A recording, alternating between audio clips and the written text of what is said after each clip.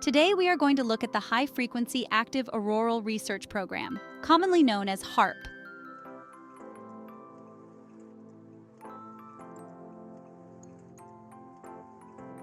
There have been many reports of the HAARP facility being used for weather modification, but the official purpose of HAARP is to investigate the physical and electrical properties of the ionosphere, which can affect communication and navigation systems.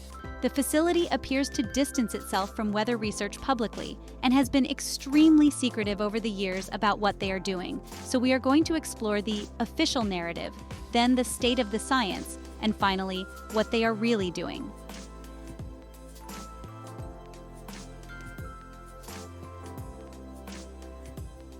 The ionosphere is a part of Earth's upper atmosphere that plays a crucial role in radio wave propagation. The stated goal of HAARP is to improve the reliability and performance of communication, surveillance, and navigation technologies. But is there more going on? HAARP conducts experiments by sending high-frequency radio waves into the ionosphere. These waves stimulate the ionosphere, and the data collected helps in understanding phenomena such as auroras, solar flares, and magnetic storms. This is what they tell us. Sounds so simple and positive, doesn't it? But is there more? This video will examine not only HAARP, but the various ways that weather can be modified. So let's begin to break down this project in digestible pieces. If you haven't visited our YouTube community yet, there is a survey that I would appreciate you taking about your understanding of the medbeds. It's one click, so check it out and check out all of the exchanges between this amazing group of enlightened people. As always, please like, share, and subscribe. If you enjoy this video and want to support the channel, consider leaving a super thanks. Your contribution helps me create more great content for you. Thank you. Now let's see what these people are doing to us now.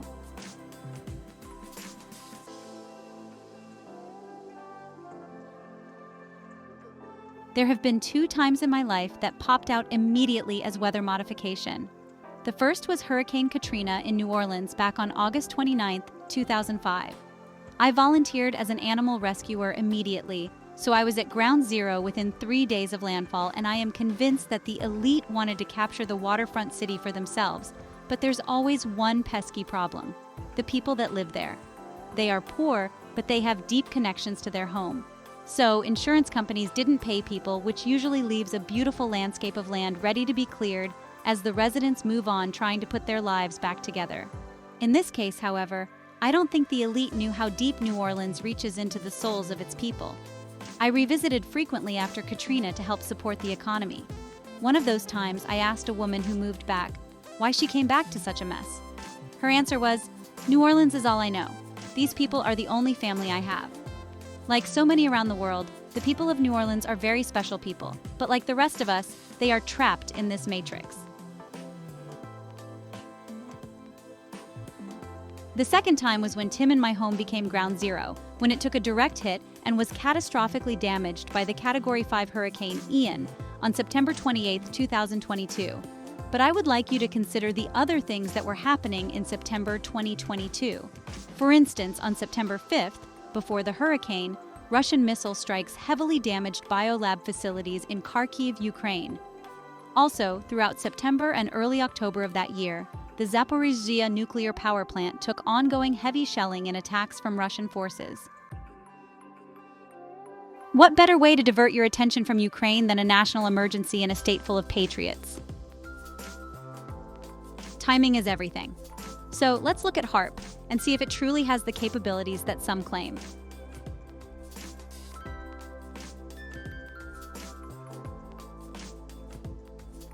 Chapter 3.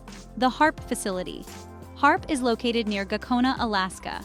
The facility covers approximately 33 acres and includes an array of antennas used to transmit high-frequency radio signals into the ionosphere. HAARP was originally established as a joint project between the U.S. Air Force, U.S. Navy, and the Defense Advanced Research Projects Agency, known as DARPA. In 2014, the University of Alaska Fairbanks took over the management and operation of the facility from the military. The Geophysical Institute at the university has since been responsible for conducting and overseeing research activities at HAARP. While the military no longer operates HAARP, The facility was initially developed with military interests in mind, and they might still utilize its research outcomes. There is no publicly disclosed military replacement program for HAARP that carries out the same scope of ionospheric research in the U.S. HAARP is now purported to be primarily a civilian research facility, although researchers from military organizations can potentially collaborate or participate in studies, especially if they focus on improving communication and navigation technologies.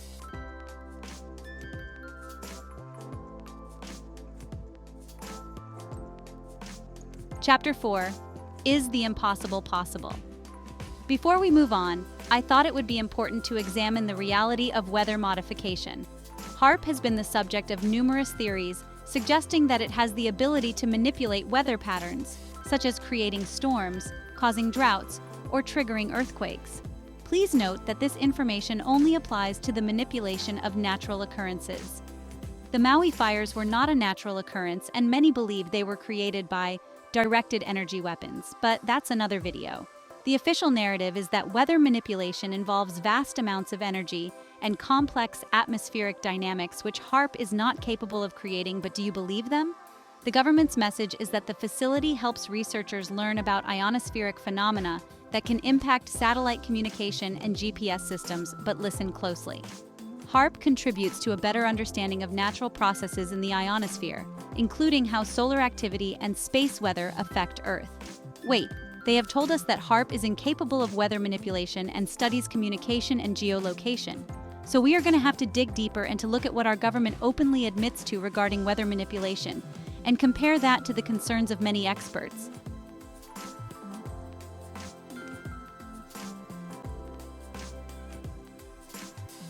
Chapter 5. Cloud seeding. While HAARP itself does not admit to weather manipulation, there are several programs and technologies worldwide that study and, in some cases, influence weather patterns. Let's talk about cloud seeding.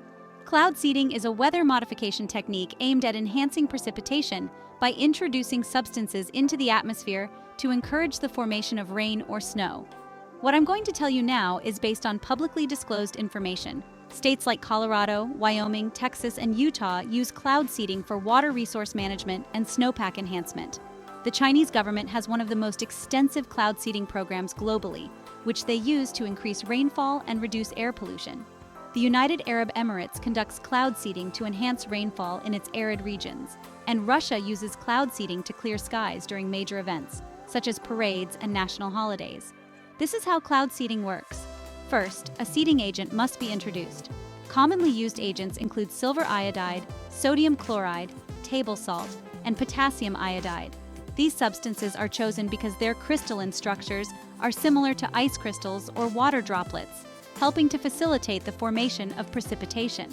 These seeds are dispersed via planes equipped with flares or dispensers, which release the seeding agents directly into the clouds through combustion or by releasing the agents directly.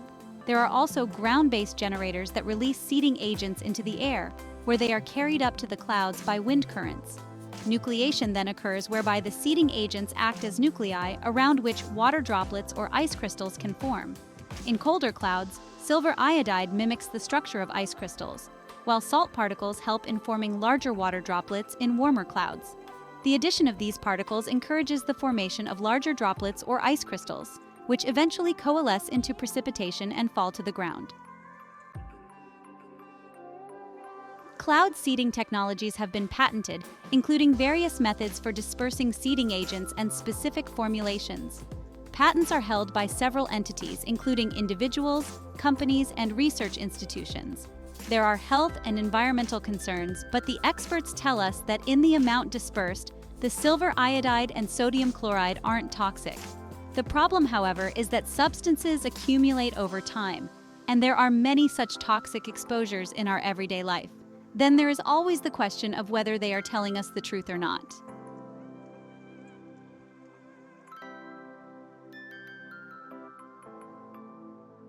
Chapter 6. Additional weather modification practices. In addition to cloud seeding, several other technologies and methods have been explored for weather modification. Here are some notable examples. Fog dispersal, especially at airports. It involves the use of ground-based generators or aircraft to release substances like propane gas, which warms the air and helps evaporate fog. Hail suppression reduces the size and impact of hailstones to minimize damage to crops and property. Similar to cloud seeding, hail suppression uses silver iodide or other particles to promote the formation of smaller ice crystals, which fall as rain instead of large hailstones. Also, hurricane modification affects the intensity or alters the path of hurricanes. I've intuitively known this all along, and if you dig deep enough, the clouds begin to open and we can see the truth. Various methods of altering hurricanes have been proposed. Hurricanes migrate towards warm water, so they have deployed large fleets of ships to spray seawater into the air. This increases the cloud cover, which reflects the sunlight, thereby cooling the ocean surface. Hurricanes can also be modified by dropping substances directly into hurricanes with materials like carbon black to absorb sunlight and alter air temperatures, potentially affecting hurricane dynamics. Similarly, atmospheric heating can influence weather patterns. Using high-frequency radio waves to heat specific layers of the atmosphere, similar to experiments conducted at facilities like, guess where? You got it, HAARP. Now we're going to talk about a demon. Bill Gates is backing sun-dimming technology, which actually creates global cooling by reflecting sunlight out of the stratosphere around the Earth. It's also known as solar radiation management, or SRM. This sounds like some disaster movie where some future equipment malfunctions and freezes the Earth over. The Clovis culture of prehistoric Native Americans became extinct as a result of the Ice Age. I wonder if Gates' altered-dimensional egos had anything to do with that. This whacked idea may utilize techniques such as stratospheric aerosol injection, which releases reflective particles like sulfur dioxide into the stratosphere to mimic the cooling effects of volcanic eruptions. Another method of SRM is marine cloud brightening, which involves spraying seawater into the atmosphere to increase the reflectivity of marine clouds. I wonder what that does to fish and birds. SRM is primarily a geoengineering concept, and there are significant concerns about potential environmental and geopolitical impacts, so let's look a little closer at geoengineering and what the heck it is.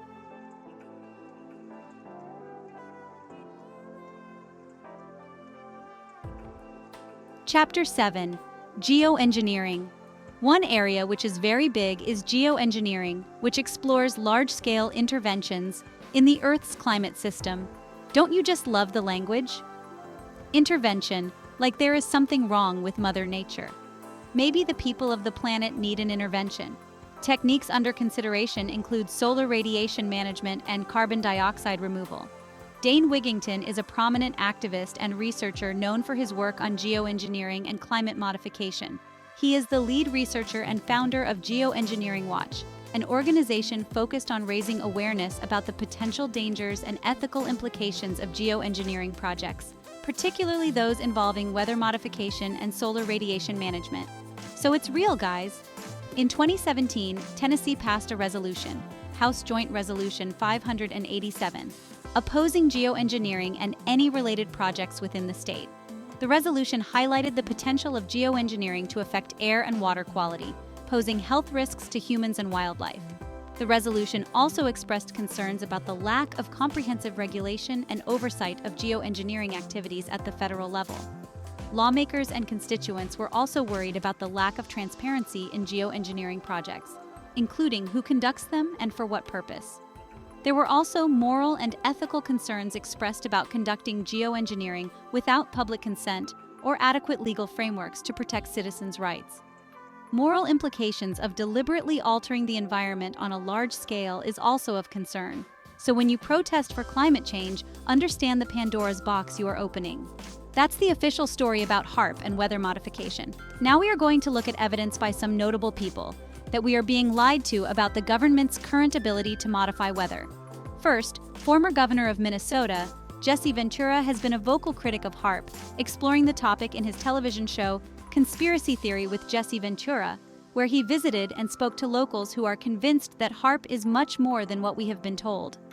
Unfortunately, Ventura disappeared from the internet for years and actually moved to Mexico at one point. Now his content must be paid for through large corporations like Netflix, and even Jesse's website now charges for most of his content. I fear that Jesse may have become controlled opposition, so we must keep our eyes open.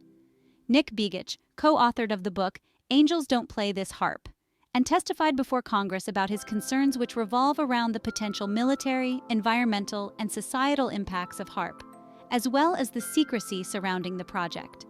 His testimony included concerns about HAARP's potential for mind control, weather modification, and its environmental impact.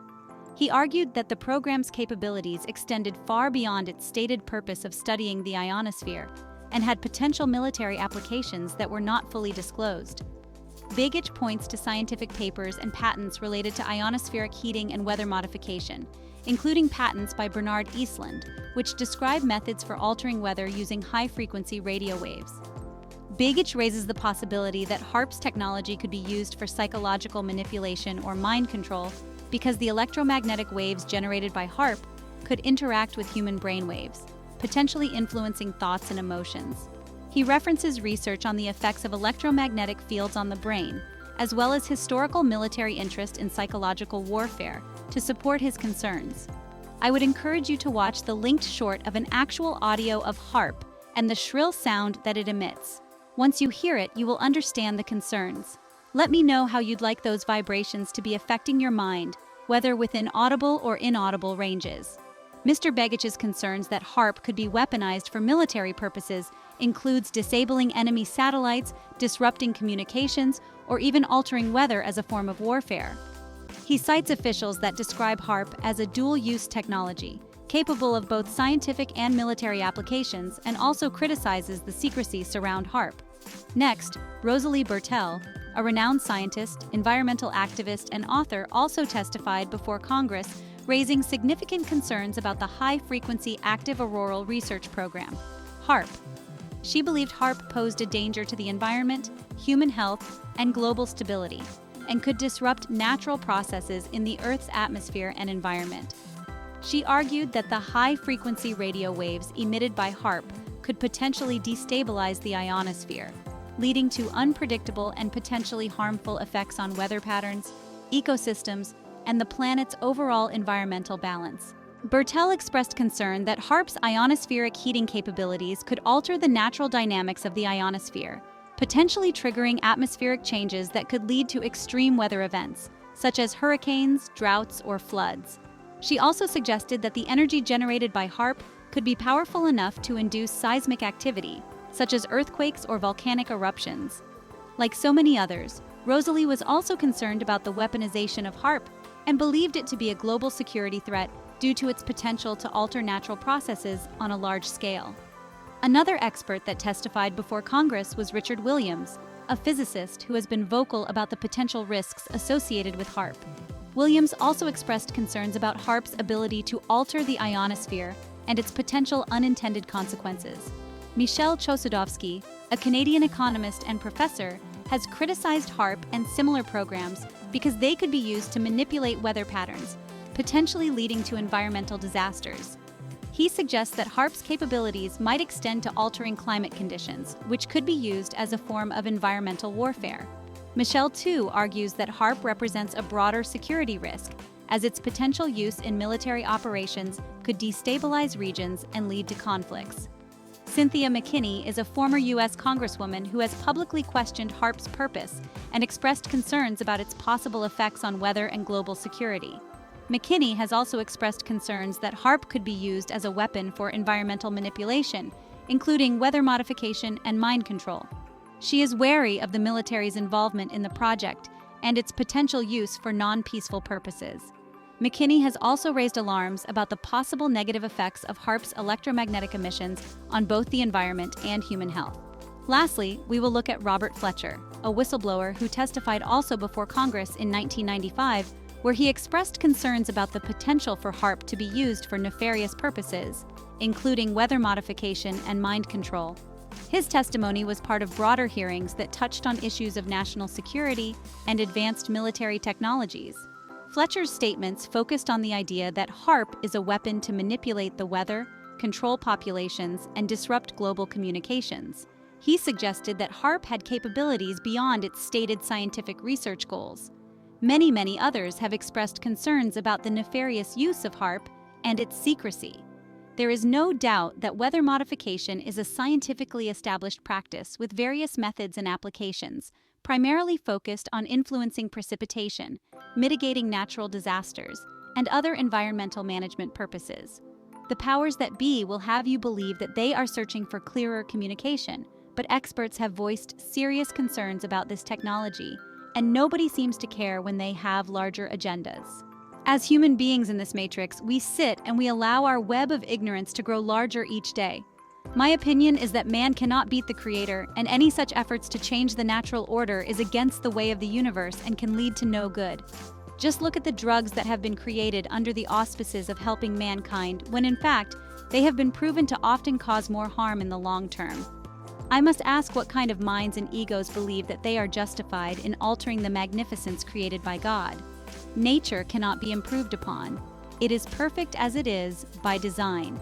And though we sometimes don't have a clear understanding of this merry-go-round called life, we all inherently know that it's not wise to try to alter the natural dynamics of the universe.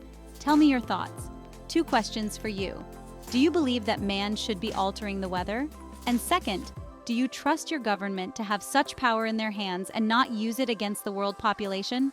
Links are in the description for a free copy of Angels Don't Play This Harp and other important things, so always check the video description. Until next time, connect with your Creator for solace and have faith in the order of time and our evolution to a higher existence.